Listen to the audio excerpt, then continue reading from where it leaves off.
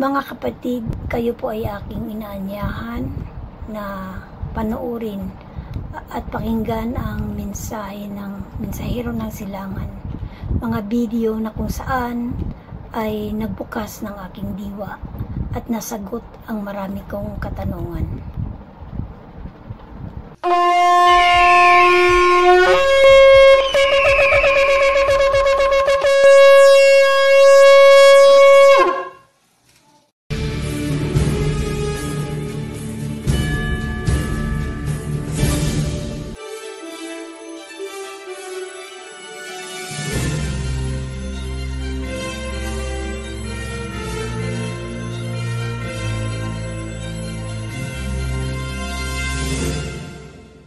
Isang pagbati mula sa Oferian Heritage Conservatory.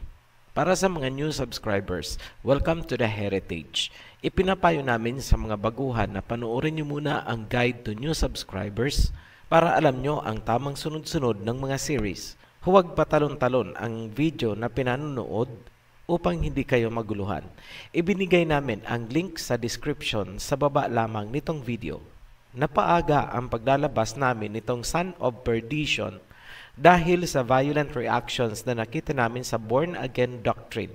Napagtanto namin na marami talagang nailigaw ang writings ni Paul. Kung naaalala pa ng mga nagko-comment sa amin noon, gamit ang mga books ni Paul, madalas naming ipinapayo na mag-ingat sa mga writings ni Paul. Hindi natin itinatanggi na ginamit natin ang ibang sinabi ni Paul, ngunit sinigurado naming hindi salungat sa sinasabi ng Mesaya at ng iba pang mga apostoles. Mayroong 13 books sa New Testament na sinulat si Paul at ng kanyang mga Pauline followers. Ang epistle to the Hebrews ay matagal nang iniuugnay kay Paul, ngunit walang scholars na sumusuporta na ito ay sinulat nga ni Paul. So, officially, ito ang 13 books ni Paul in order as it appears in the New Testament. Mahalagang busisiin ang writings ni Paul dahil kapansing-pansin dito nag-ugat ang mga kontrobersyal na doktrina at pagkakawatak-watak ng iba't ibang sekta. Maraming katanungan ang unti-unting nasagot sa paglipas ng panahon. Bakit at paano nga ba naipasok sa Biblia ang mga sinulat ni Paul samantalang ang ibang books gaya ng Book of Enoch ay nawala? Unti-unti naming lilinawin yan as more information comes. Oferian, pinagdududahan mo ba ang mga writings ni Paul? Technically, yes. May mga dapat ba tayong ikabahala? Yes, marami po. Simulan natin. 2 Thessalonians chapter 2 verse 3. Let no man deceive you by any means, for that day shall not come, except there come a falling away first, and that man of sin be revealed, the son of perdition, who oppose and exalt himself above all that is called Elohim, or that is worshipped, so that he as Elohim sit in the temple of Elohim, showing himself that he is Elohim. Tagalogin po natin. Huwag kayong palinlang kanino man at sa anumang paraan, sapagkat ang araw na iyon ay hindi darating, maliban kung may unang pagbagsak at ang taong may kasalanan ay ihahayag ang anak ng kapahamakan na sumasalungat at itinataas ang sarili kaysa sa lahat na tinawag na Elohim o sinasamba, upang siya bilang Elohim ay makaupo sa templo ng Elohim, na ipinakikita ang kanyang sarili na siya ay Elohim. Sino ang son of perdition or anak ng kasalanan at kapahamakan na sumasalungat? May mga tagapagturo na naliligaw. Sinasabi nila na si Judas ang son of perdition. Bakit nasali si Judas? Kasi imbis na tapusin ang karugtong na verse, pinuputol nila at dudugtungan ng ibang verse galing sa ibang books porket na andun din ang katagang son of perdition. In short, hugot at tapal para palabasin ang isang doktrina. Idinurugtong nila dito ang John chapter 17 verse 12. While I was with them in the world, I kept them in my name. Those that thou gavest me I have kept, and none of them is lost, but the son of perdition, that the scripture might be fulfilled. Tagalog, habang ako ay kasama nila sa mundo, iningatan ko sila sa iyong pangalan. Yaong ibinigay mo sa akin ay aking iningatan, at wala sa kanila ang nawala, kundi ang anak ng kapahamakan upang matupad ang banal na kasulatan. Dahil sa salitang may isang nawala, ipinagpalagay agad ng ibang tagapagturo na si Judas ang tinutukoy. Pansinin ang bungad ng verse, habang ako ay kasama nila sa mundo. Tanong, sino-sino ba ang tinutukoy ng Misaya sa salitang nila? Yung mga apostles lang ba ang tinutukoy dyan ng Misaya? Hindi po. General po yan. Buong believers ang iningatan niya sa pangalan ng Ama, hindi lamang ang mga apostoles. Kaya hindi po tayo pwedeng mag-conclude na si Judas ang tinutukoy na nawala at siya ang son of perdition. Ngayon, paanong inilarawan ang son of perdition sa verse 4? Number 1, sumasalungat ito at itinataas ang sarili kaysa sa lahat. Number 2, gusto niyang maupo sa templo bilang Elohim. Number 3, ipinakikita ang kanyang sarili na siya ay Elohim. Ngayon, klaruhin namin sa mga baluktot ang isip. Hindi po natin kinakampihan dito si Judas. Ilalagay lang natin sa tamang analysis. Una, sumalungat ba si Judas sa mga katuruan? Hindi. Wala pong preachings or katuruan si Judas na bumangga sa katuruan ng Misaya or ng sino mang kasamahan niyang apostol. Wala po kayong matatagpuan. Sige nga po, maglabas kayo. Wala, di ba? Pangalawa, hinangad ba ni Judas na maupo sa templo bilang Elohim? Hindi. Wala kayong makikita kahit isang verse sa Biblia na hinangad ni Judas ang pantayan man lang ang Misaya. Ano lang ang kasalanan ni Judas kung matatawag man itong kasalanan? Siya ang nagturo kung sino ang Misaya na dadakipin. Note, inutusan siya ng Misaya na gawin ang nararapat niyang gawin. So ano ang konklusyon natin? Hindi si Judas ang tinutukoy na son of perdition. Tatalakayin natin ng hiwalay ang kaso ni Judas objectively at hindi doctrinal na pagtatalakay. Ngayon, bumalik tayo sa topic. Sino ang son of perdition at ano ang kaugnayan dito ni Paul? Ihanda nyo ang inyong sarili sa isang shocking revelation na ilalahad namin. Gagamitin natin ang Key of David para mabuksan at ma-resolve ang usaping ito. Dalawa ang Saul sa Biblia. Ang Saul ng Old Testament at ang Saul sa New Testament. Huwag malilito. Magkaibang tao yung Saul sa Old Testament. Iba ang Saul na nasa New Testament. Sabihin na nating nagkataon lang na pareho ang kanilang mga pangalan. Ngunit, may pagkakapareho ba ang mga papel na kanilang ginampanan kung pag-uusapan ang House of David? Una, pareho silang ginamit ng Elohim. Pangalawa, pareho silang humadlang sa Messianic Kingdom of David. Pangatlo, pareho silang namatay sa sword. Si King Saul sa Old Testament ay ginamit upang maging unang hari ng Israel. Ngunit sa bandang huli, siya ay nagmalabis at sumalungat sa kalooban ng Ama. Ipinalit sa kanya si David. Ngunit kinalaban nitong si Saul ang kingship o pagiging hari ni David dahil ayaw niyang bumaba sa pwesto bilang hari ng Israel. So ano ang resulta? Nahati ang Israel. Mag-focus na tayo sa Saul or Paul ng New Testament. Ginamit din ba ng Elohim? Yes, para matupad ang mga nasusulat ng mga propeta. Naging hadlang din ba sa Messianic Kingdom of David? Yes, patutunayan namin yan. Magsimula tayo sa pagkatao ni Saul. Sa mga nalingat, Saul ng New Testament na po itong tinatalakay natin. Point number 1. Paano ipinakilala ni Saul or Paul ang kanyang sarili? Romans chapter 11 verse 1. I say then, hath Elohim cast away his people? Elohim forbid, for I also am an Israelite of the seed of Abraham, of the tribe of Benjamin. Sa harap ng mga Israelites na nasa Roma, ipinakilala ni Paul ang sarili bilang isang Israelite na nagmumula sa tribe ni Benjamin. Galing ba talaga sa tribe ni Benjamin itong si Paul? Acts chapter 23 verse 6. But when Paul perceived that the one part were Sadducees, and the other Pharisees. He cried out in the council, "Men and brethren, I am a Pharisee, the son of a Pharisee." Sa harap ng konseho, sinabi ni Paul na siya ay isang Pariseyo. Ang mga Pariseyo ay hindi galing sa tribe ni Benjamin. Niluloko ba ni Paul ang congregation of Israelites na nasa Roma? Mamaya, tutukuyin natin saan galing ang mga Pariseyo. Ngayon, sa hiwalay namang pangyayari, iba namang pangyayari ito. Sa harap ni King Agrippa, muling inihayag ni Paul ang kanyang totoong pagkatao. Acts chapter 26 verse 5, "Which knew me from the beginning, if they would testify that after the most straightest sect of our religion, I lived a Pharisee." Nakadalawang pagkatao na si Paul. Una, siya ay Israelite mula sa tribe ni Benjamin. Pangalawa, siya ay Pariseyo. Sa puntong ito, doble kara si Paul.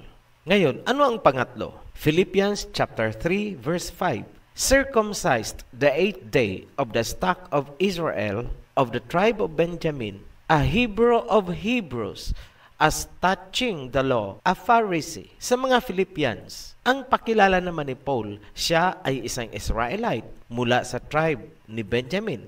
Siya daw ay isang Hebrew ng mga Hebrew, ngunit karugtong ay pambabaluktot na siya ay isang Hebrew na Pariseyo. Ano ang panlinin lang dito? Pinalalabas niya na ang Hebrew ay pwedeng maging Pariseyo at ang Pariseyo ay pwedeng maging Hebrew. Madling the identity. Triple kara na si Paul sa sitwasyong ito. Ngayon, ano ang totoo? Hindi po Hebrew at mas lalong hindi Israelite si Paul. Dahil mula mismo sa kanyang dila, sinabi niya, isa siyang Pariseyo. Ngayon, saan galing ang mga scribes and Pharisees? Moment of truth. 1 Chronicles chapter 2, verse 55. "And the families of the scribes which dwelt at Jabes, the Tirathites, the Shemeathites, and Sokatites, these are Kenites that came of Hemath, the father of the house of Rechab." Iisang lahi po ang pinanggalingan ng mga scribes and Pharisees. Sila ay mga Kenites. Other term for Kenites, mga Cainites, mga Canaanites, lahi ni Cain. Kung napanood nyo ang Creation series hanggang sa Babylon series, malinaw na malinaw ang pinanggalingan ng mga scribes and Pharisees. Serpent seeds. Mula sa puntong ito, malinaw na hindi figurative ang salita ng Misaya habang kinukundinan niya ang mga scribes, Pharisees at Sadducees. Basahin Matthew 23 verse 29. "Woe to you, scribes and Pharisees, hypocrites!" Verse 33, "Snakes, brood of vipers, how can you escape being condemned to hell?" Tandaan, sinabi mismo ni Paul na siya ay Pharisee. At ano ang mga Pariseyo ayon sa Misaya? Serpents, ahas. Ngayon, alam nyo na kung bakit kinakalaban ni Paul ang mga katuruan ng Misaya. Kasi isa siyang brood of vipers, serpents, ahas. Maraming kasulatan si Paul na direktang kumakalaban sa salita ng Misaya. Halimbawa, sinabi ng Misaya na hindi niya inabolish ang law o mga kautusan. Ano naman ang sinabi ni Paul? Wala ng mga kautusan. Wala ng law. Gawaing ahas po yan. Walang pinagkaiba sa panahon ni Adam and Eve. Sinabi ng Ama, huwag kayong kakain ng prutas na yan dahil kayo ay mamamatay. Ano ang sabi ng serpent? Hindi kayo mamamatay. Malinaw, di ba? Gawaing ahas. Ngayon, saan nahasa ang talino ni Paul sa ganyang mga gawain o ganyang style ng pagbabaluktot? Acts chapter 22 verse 3. I am verily a man which am a Jew, born in Tarsus, a city in Cilicia, yet brought up in this city at the feet of Gamaliel, and taught according to the perfect manner of the law of the fathers, and was zealous toward Elohim, as ye all are this day. Ako ay isang matuwid na tao, isang Hudyo na isinilang sa Tarsus, na humantong sa bayang ito at tinuruan ni Gamaliel tungkol sa mga kautusan. Focus tayo. Sinabi niya na naman dito, iba na naman ang deklarasyon niya. Sinabi niyang isa siyang Hudyo. Nakailang pagkatao na ang pakilala niya. Una, Israelite, Hebrew of Hebrew, at Pariseo. Ngayon naman ay isa siyang Jew o Hudyo. Hindi lang triple kara, quadro-kara na itong si Paul. Unang sinabi niya, galing siya sa tribu ni Benjamin. Ibig sabihin, kung siya ay galing sa tribu ni Benjamin, hindi siya Hudyo. Dahil ang mga Hudyo ay galing sa tribu ni Judah. Nakita nyo na ang panlilin lang na ginagawa nitong si Paul? Ngayon, ang perfect manners ng panliling lang ay natutunan ni Paul kay Gamaliel. Acts chapter 22 verse 3, binasa na po natin kanina. Si Gamaliel ay isang doctor of law of the Pharisees, Pariseo. Kung ia-apply natin ang salita ng Misaya, ang Pariseyong si Paul ay isang ahas na tinuruan ni Gamaliel na isa ring Pariseyong ahas. No wonder magaling si Paul magpaikot-ikot at magbaluktot ng mga kasulatan at may matamis na pananalita. Huwag kayong umasa na magbubunga ng mabuti ang mga salita ni Paul dahil siya ay isang Pariseyong ahas. Matthew chapter 12 verse 34. O generation of vipers, how can you, being evil, speak good things?